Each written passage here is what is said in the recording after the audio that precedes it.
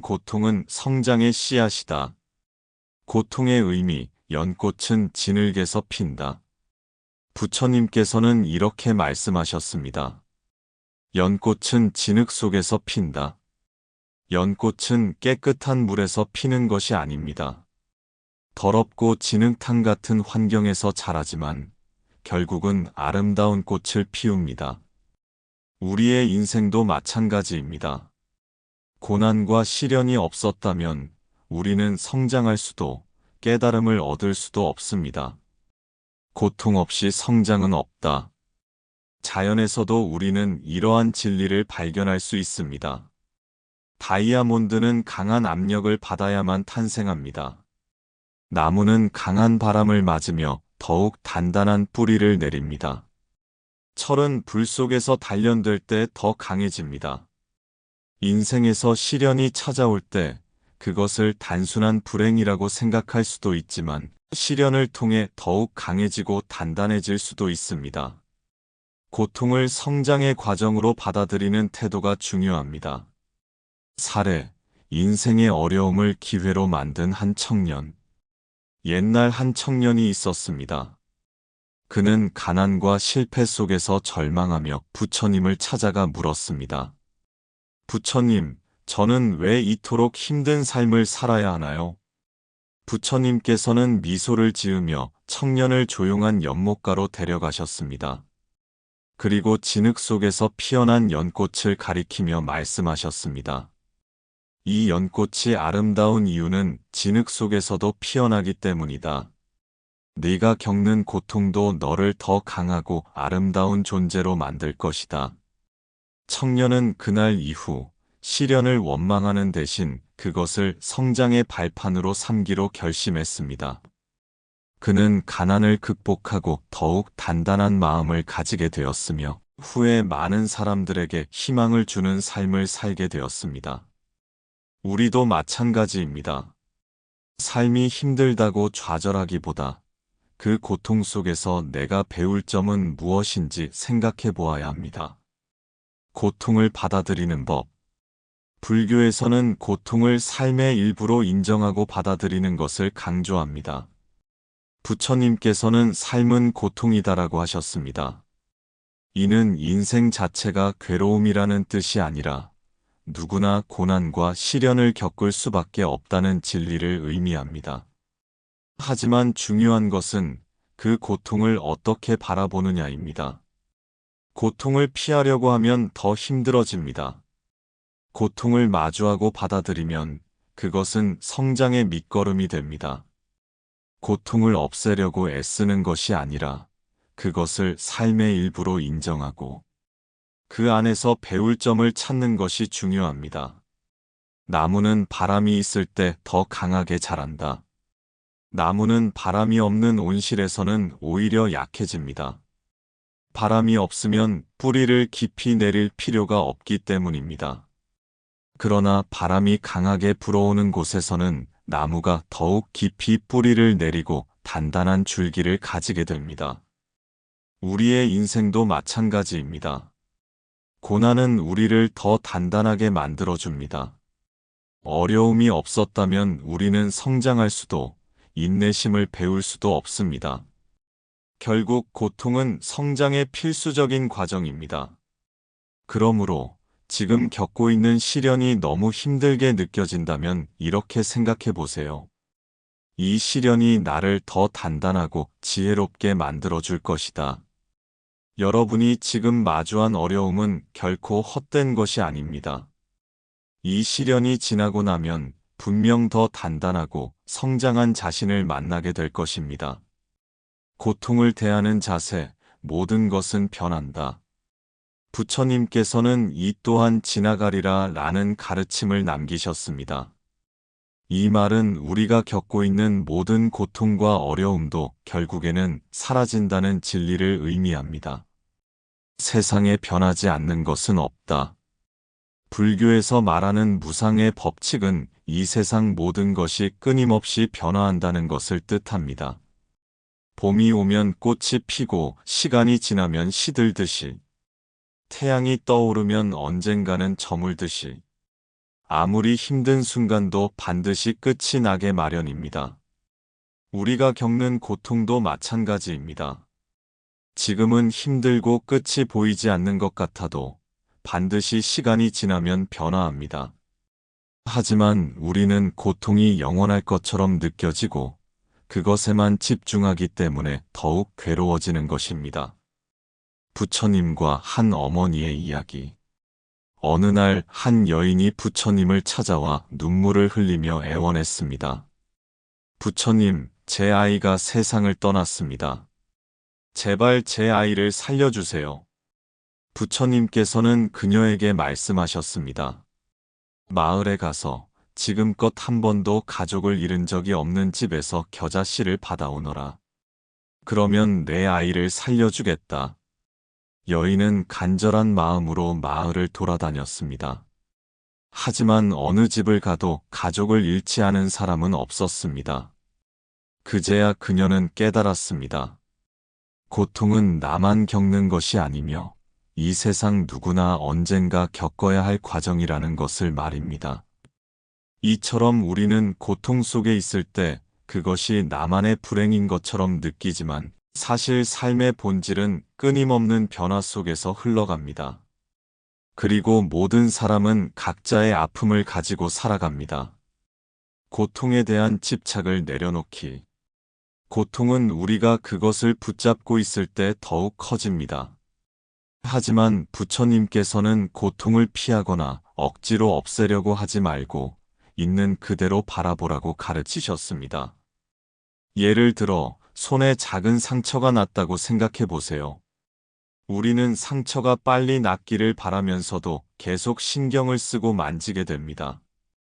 하지만 상처를 가만히 두고 자연스럽게 회복되도록 하면 시간이 지나면서 저절로 아물게 됩니다. 고통도 마찬가지입니다. 우리가 그것을 계속 붙잡고 힘들어하면 더욱 괴로워지지만 그냥 흘러가도록 두면 언젠가는 자연스럽게 사라지게 됩니다. 모든 것은 변한다는 사실을 받아들이기. 그렇다면 우리는 고통을 마주했을 때 어떤 자세를 가져야 할까요? 지금의 어려움이 영원할 것처럼 느껴질 때, 이 또한 지나갈 것이다 라고 되새겨 보세요. 내일의 나는 오늘보다 더 강해져 있을 것입니다. 시간은 모든 것을 변화시키며 아픔도 결국엔 사라지게 마련입니다. 힘든 순간이 찾아왔을 때 이렇게 스스로에게 말해보세요. 이 고통도 결국 지나갈 것이다. 나는 이겨낼 수 있다. 우리의 삶은 끊임없이 변화하고 있으며 지금의 어려움 또한 끝이 있을 것입니다.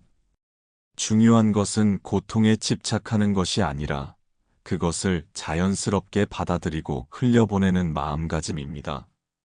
그러니 지금 힘든 시기를 보내고 있는 여러분, 너무 두려워하지 마세요.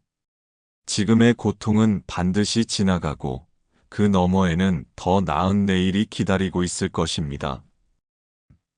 고통을 성장의 씨앗으로 바꾸는 방법.